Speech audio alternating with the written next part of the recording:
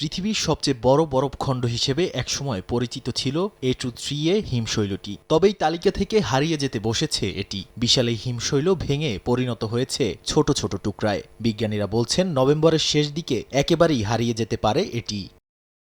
বিজ্ঞানীরা আরও জানান, হিমশৈলটি ভাঙতে ভাঙতে পুরোপুরি হারিয়ে গেলেও তাৎক্ষণিকভাবে সমুদ্রপৃষ্ঠের উচ্চতা বাড়বে না। তবে এই খণ্ডটি মেরু অঞ্চলের স্থলভাগের বরফ গলিয়ে সমুদ্রপৃষ্ঠের উচ্চতা কয়েক মিটার পর্যন্ত বাড়াতে পারে বলে আশঙ্কা তাদের। আর এমনটা হলে ক্ষতির মুখে পড়বে বিভিন্ন দেশের উপকূলীয় অঞ্চল।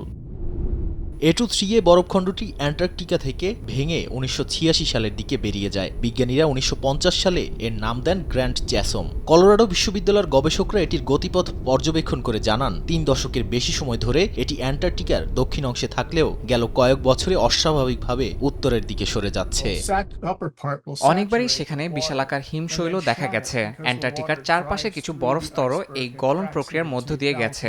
এর উপরের অংশ পানিতে ভিজে যায়, সেই পানি ভেতরে প্রবেশ করে ফাটল সৃষ্টি করে টুকরাটি ভাঙে। চলতি বছরের শুরুতে বরফখণ্ডটির আকার ছিল যুক্তরাষ্ট্রের সবচেয়ে ছোট অঙ্গরাজ্য রোড আইল্যান্ডের সমান, আর ওজন ছিল 1 ট্রিলিয়ন টন। কিন্তু ভাঙতে ভাঙতে এখন এর আকার নেমে এসেছে যুক্তরাষ্ট্রের হিউস্টন শহরের কাছাকাছি। A23A এর আকার ছোট হয়ে যাওয়ায় এখন বিশ্বের সবচেয়ে বড় বরফখণ্ডের খেতাব গেছে আরেক হিমশৈল D15 এর কাছে।